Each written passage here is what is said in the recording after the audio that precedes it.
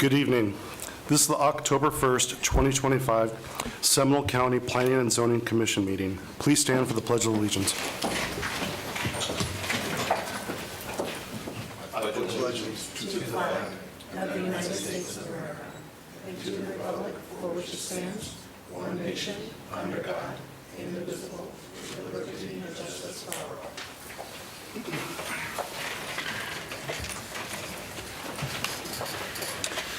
This board is a 7-member board appointed by the Board of County Commissioners. A quorum has been established to hold tonight's meeting. Public hearing items acted upon by this board are referred to the Board of County Commissioners for further consideration. Board members present tonight are myself, Chairman Mike Lorenz, Vice Chairman Tim Smith, Commissioner Dan Lopez, Commissioner Carissa Lawhon, Commissioner Brandy Iapolo, and Commissioner Richard German. Staff present tonight are Dagmarie Segura, Deputy Development Service Director, Nasa Borkert, Deputy County Attorney, Maya Athenas, Principal Planner, Annie Silloway, Principal Planner, David German, Senior Planner, and Tammy Brushwood, P&Z Board Clerk. Tonight's meeting will go as follows. Staff will introduce the item. The applicant will present their item. Audience members wishing to speak will then be heard. Audience participation requires that each speaker complete a comment card and give it to the clerk. Comment cards are located in the lobby. Please indicate on the comment card whether you would like to make oral comments. Written comments will also be accepted. Speakers should restrict their comments to information directly related to the items being heard. When called, speakers should approach the microphone, clearly stating their name and address for the record. The board may ask questions of the speaker. After all speakers have been heard, public comment will be closed. The applicant will be given a chance for rebuttal. Any items shown, such as videos, presentations, pictures, or maps, must be left with the clerk for public record.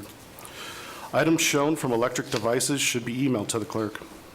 A motion will be made and seconded. Board discussion may occur and conclude with a vote. I will request a roll call for any split votes. All right, getting started with our agenda tonight. We'll start off with the proof of publication. Do I have a motion? Motion. All right, do I have a second? Second. All those in favor? Aye. Any opposed? Hearing none, motion passes. Moving on to the minutes from September 3rd. Do we have any changes from the board? Move to approve? Second. I have a first and second. All those in favor? Aye. All those opposed? Hearing none, motion passes. All right, we're going to move on to our technical review items tonight. The Tuscaloosa United Methodist Church Preliminary Subdivision Plan. Annie Silloway? Good evening. Good evening.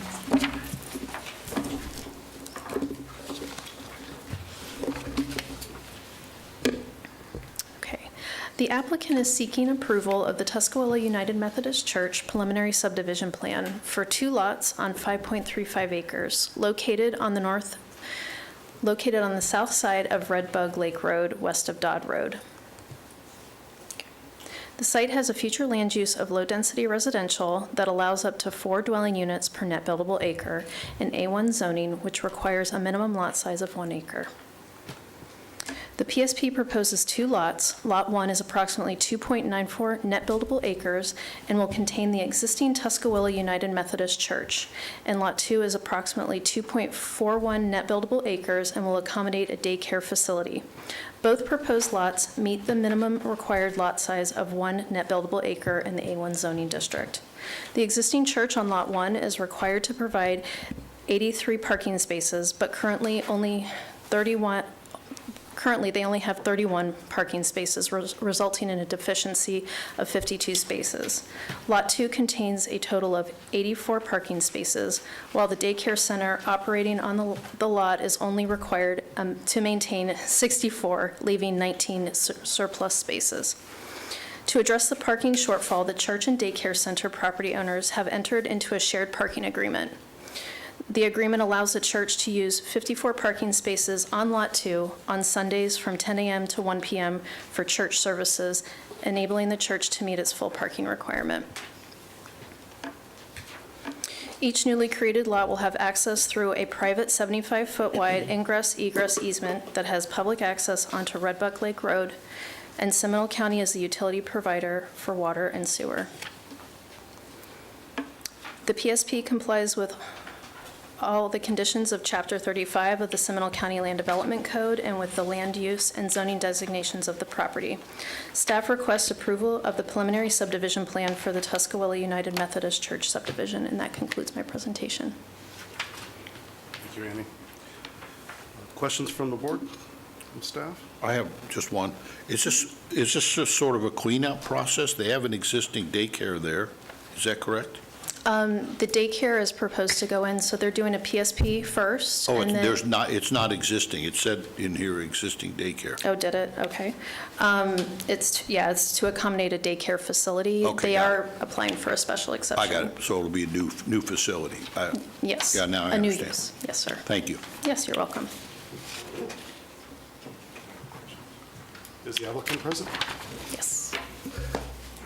Please approach. Name and address, please. Good evening. For the record, McGregor Love, 215 North Eola Drive from Lowndes. Here on behalf of the applicant, I'm here to answer questions. We concur with staff's recommendation of approval. I know that we have a member of the church's board here who could answer questions for you as well. Thank you. Okay, excellent. All right, I do have a few comment cards here. One would like to make, okay. Chris Bravo, I'm the engineer of record. I just wanted to clarify something with regards to the question about the uses. There has been a school on the site, and so that may be where the confusion is. So this is a minor change from the younger children who've been educated there over the past number of years. They're just dropping the age to include preschool in addition to, what has the use that has been present for some time. And again, Chris Bravo, Bravo Engineering, 7221 Aloma Avenue, Suite 300, Winter Park. Thank you for that.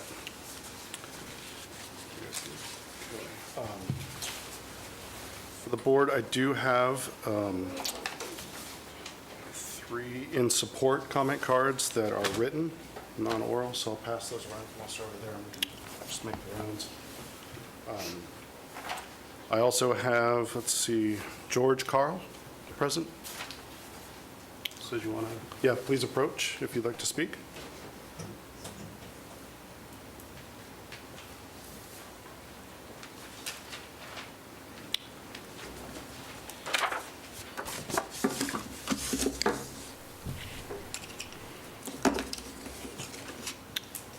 And name and address for the record. Thank you. Good evening.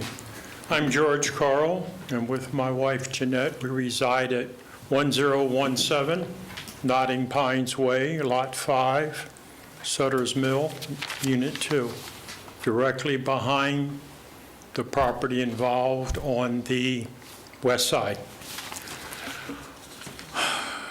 Where do we stop?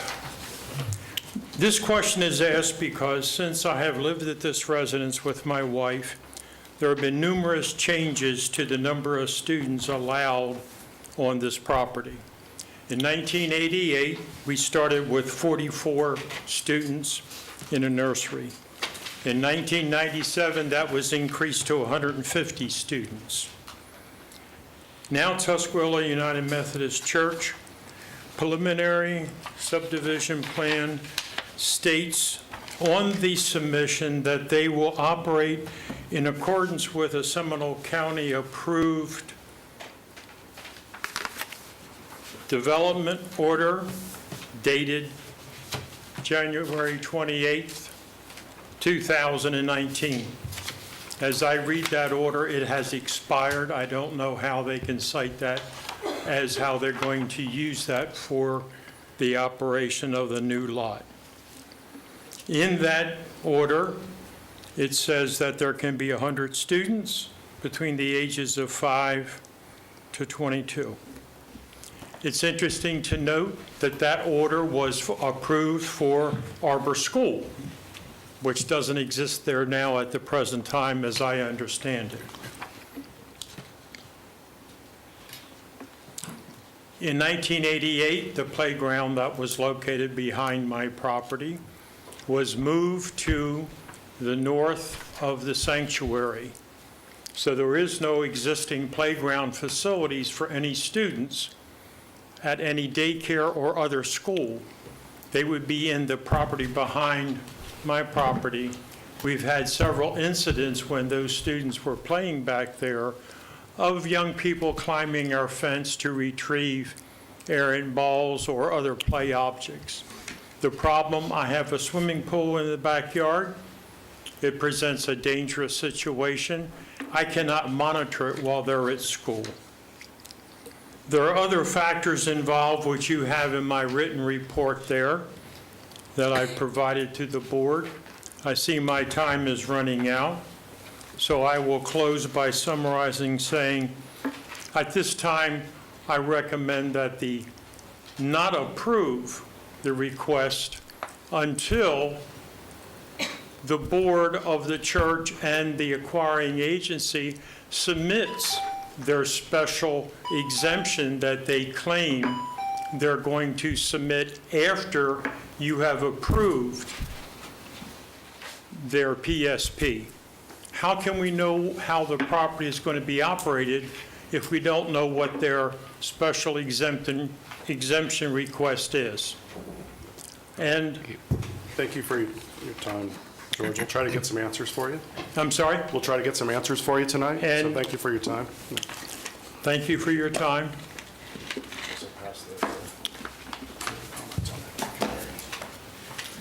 Is there anybody else that would like to speak on this topic from the public? All right.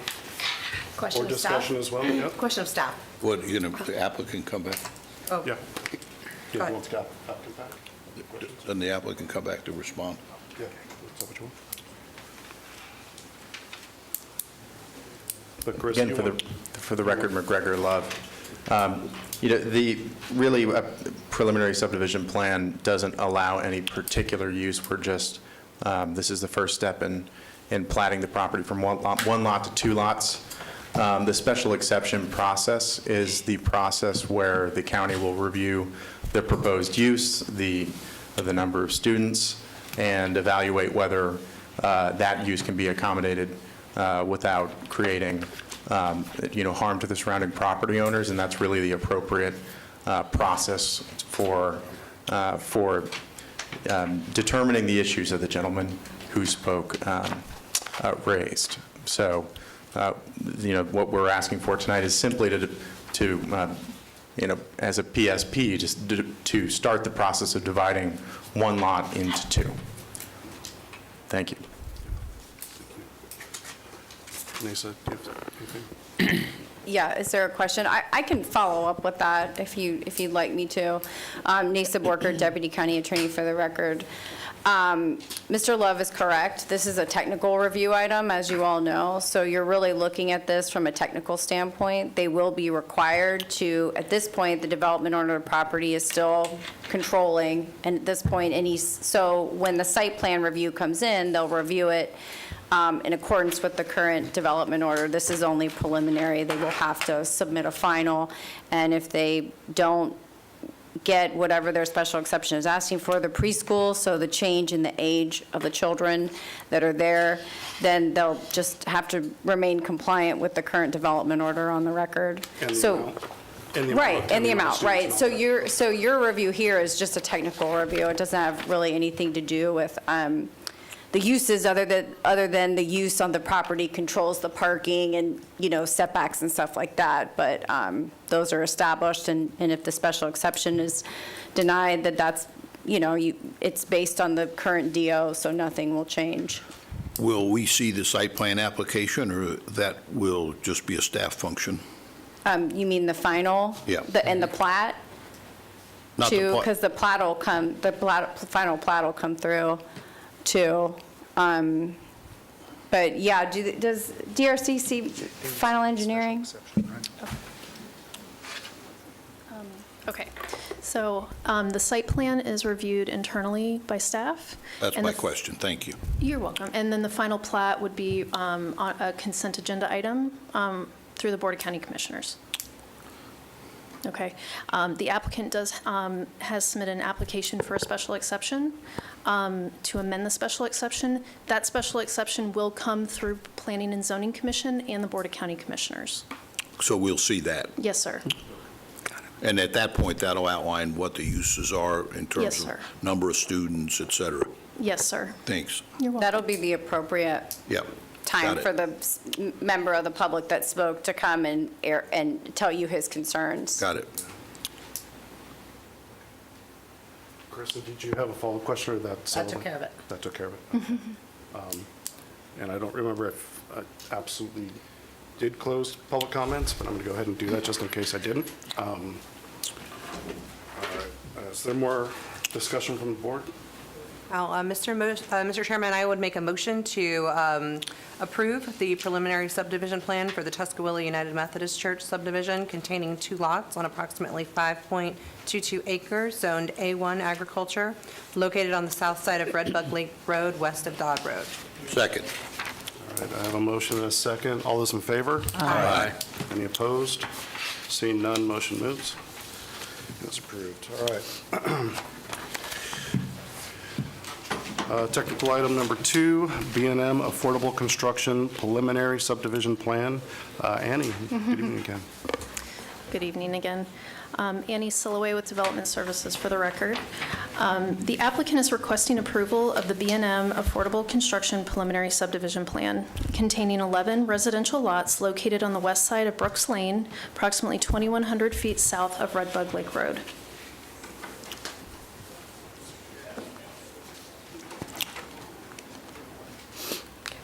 Subject property has a low-density residential future land use, which allows a maximum of 4 dwelling units per net buildable acre and R1 AAA single-family dwelling zoning. The PSP proposes 11 single-family residential lots with a maximum density of 2.24 dwelling units per net buildable acre. The development proposes access from Brooks Lane, and the internal road will be privately owned and maintained by the Homeowners Association. And Seminole County is a utility service provider, and the development is required to connect to public utilities for water and sewer, and there does not appear to be any wetlands or floodplains on site. Staff finds the PSP to be in accordance with all the conditions of Chapter 35 of the Seminole County Land Development Code and with the land use and zoning designations of the property. Staff requests approval of the preliminary subdivision plan for the B&M Affordable Construction Subdivision, and that concludes my presentation. Thank you, Annie. Questions from the board? Let's see, is the applicant here?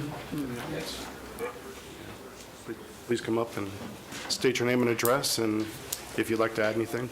Hey, good evening. My name is Bobby Malhotra. I'm representing B&M Affordable Construction. So as Ann mentioned, we are requesting the subdivision PSP approval. There will be a thorough and detailed engineering that will be performed and that will be submitted as part of this process to the district for their review and detailed feedback as part of this process. RSP is our civil engineers who are representing us. They will be working with the district closely throughout this process. Thank you.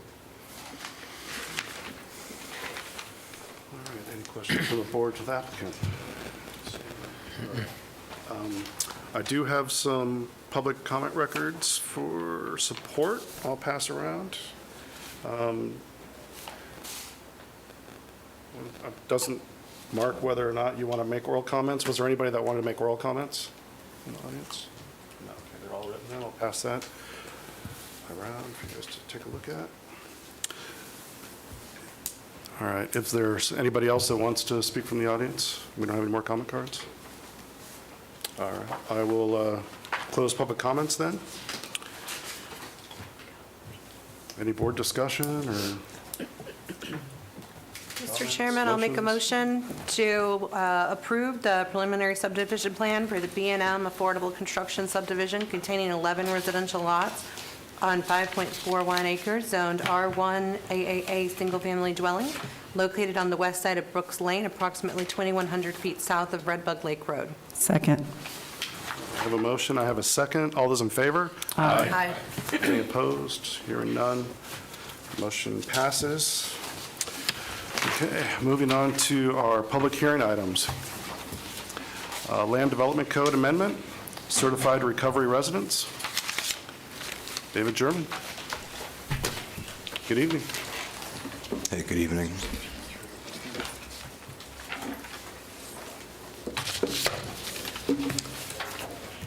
David German, Senior Planner, Development Services. This afternoon, I'm presenting a proposed amendment to the Seminole County Land Development Code.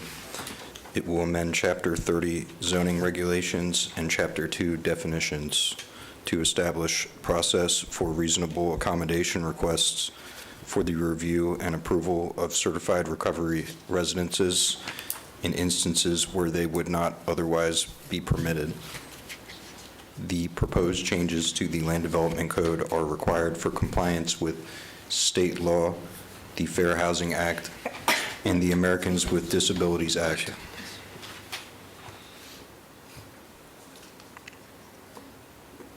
On July 1st, 2025, chapter number 2025-182 became effective in Florida law. This chapter added new text to Florida statutes 397.487, creating a new subsection 15 in the existing statute.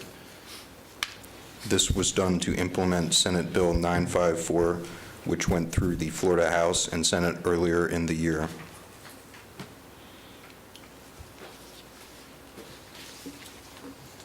Senate Bill 954 is entitled Certified Recovery Residences and requires local governments to adopt an ordinance to establish the process for the review, approval, and consideration of reasonable accommodation requests for certified recovery residences. Adoption of the ordinance and establishment of the process must be done before January 1st, 2026, per subsection 15A of Florida statutes 397.487.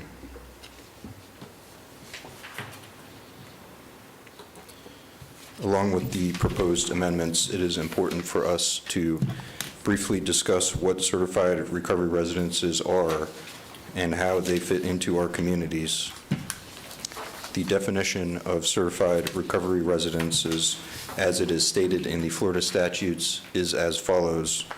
Certified recovery residence means a recovery residence that holds a valid certificate of compliance and is actively managed by a certified recovery residence administrator.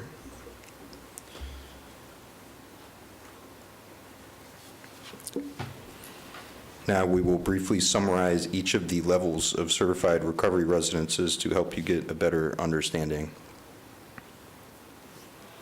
A Level 1 certified recovery residence houses individuals in recovery who have completed treatment with a minimum of 9 months of sobriety and is democratically run by the members who reside in the home. A Level 2 encompasses the traditional perspectives of sober living homes. There is oversight from a house manager, and residents are expected to follow rules outlined in a resident handbook. Residents must also pay dues as needed and work toward achieving realistic and defined milestones within a chosen recovery path.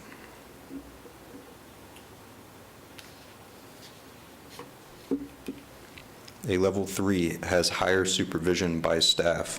Such residences are staffed 24 hours a day, 7 days a week, and offer residents peer support such as life skills mentoring, recovery planning, and more. Clinical services may not be provided at the residence. Level 4 residences are offered by a licensed servants provider to its patients who are required to reside at the residence while receiving intensive outpatient and higher levels of outpatient care. Such residences are staffed 24 hours a day and combine outpatient licensable services with residential living. And now I will pass it over to NASA to discuss the process and criteria for approval of certified recovery residences' reasonable accommodation requests.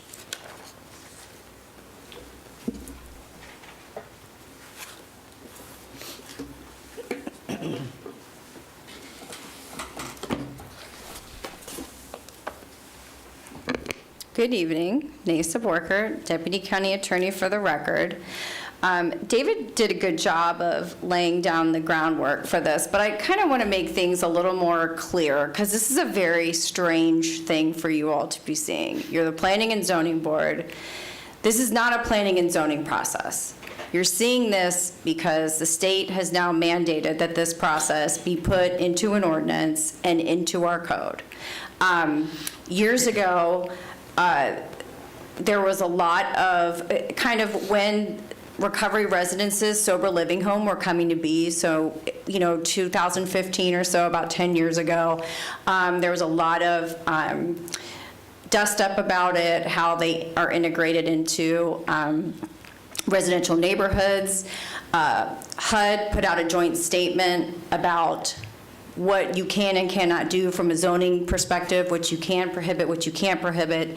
And many jurisdictions around the state adopted a reasonable accommodation process for instances where there was a tendency of some local governments to not allow these sober living homes in neighborhoods because of a variety of reasons. So with that happening, there were issues under the FHA and ADA because people who are in recovery for alcohol or drug abuse are considered disabled under the Fair Housing Act and under the American with Disabilities Act and under state law. So they are considered a protected class, and as a protected class, federal law came into play here. So what's happening here, what the legislature has done is basically required that everybody adopt a reasonable accommodation process. Reasonable accommodation processes are not a variance. It's not how you would traditionally think from a planning perspective. It's specific to the applicant. And it does not run with the property. It's just the applicant who is the person or the entity, as we'll get into, that the reasonable accommodation is made for. And instances where what is a reasonable accommodation, so what that is say there was something that occurred, I'll give you an example like parking. Say they needed a little bit of additional parking for one of these residences, and the county didn't want that much parking, or it's not usually associated with a single family residence. We could accommodate that. They could make a reasonable accommodation request, and we could accommodate that as long as it met certain criteria.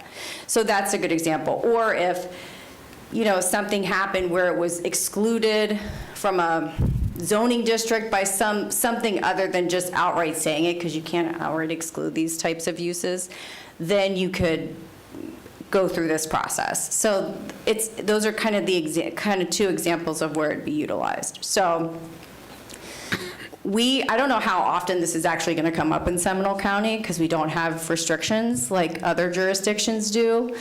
So maybe I've told you all that for naught, but still I wanted you to kind of get an understanding of what we're talking about here. So this process is laid out in the statute generally, and is in compliance with federal law, which we've looked at and putting this together for you for the code.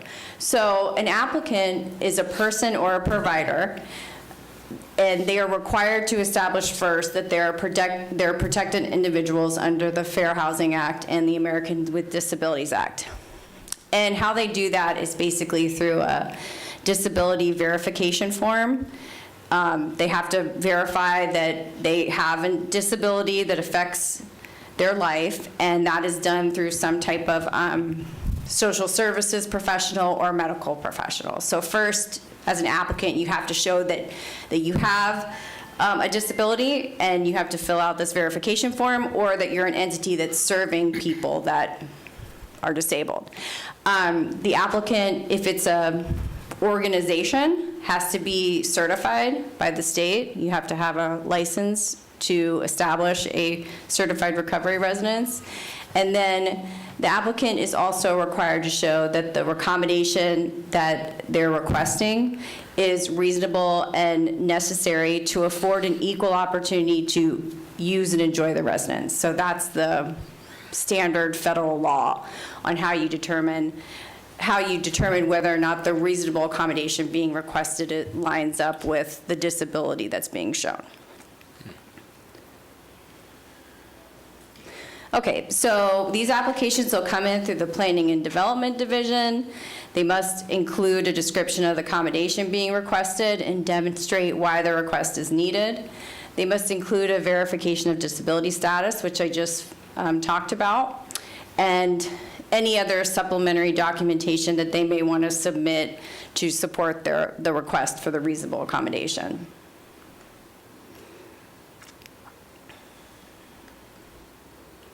Okay, so then these come in and they're reviewed by staff.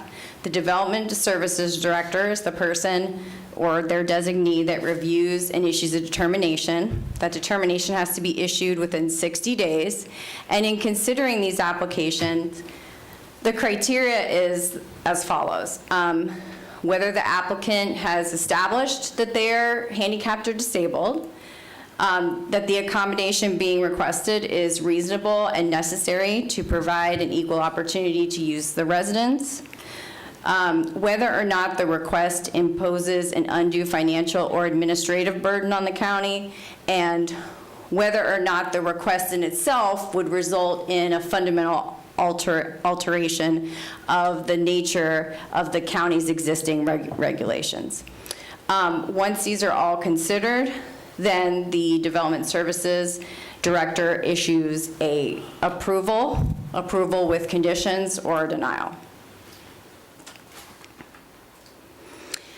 So with that, there's also in the ordinance, some other conditions that will be considered. The conditions are really going to be based on what is being requested. But to be a certified recovery residence, and you saw the definition earlier that David pointed out, you have to be certified through the licensing agency, and those are done by the state. And these reasonable accommodation requests, as I said, are only good run with the applicant, not with the property itself. So that's kind of the summary of what's going on here. If you have questions, feel free to ask, but staff requests that the Planning and Zoning Commission recommend approval of the proposed ordinance to the Board of County Commissioners. Thanks, Nisa. Any questions or? I do. comments? Just my own curiosity. So these changes are for sober homes specifically, right? Not ALFs? Yes. Yep. That's traditionally what they've been called, sober living homes. Right.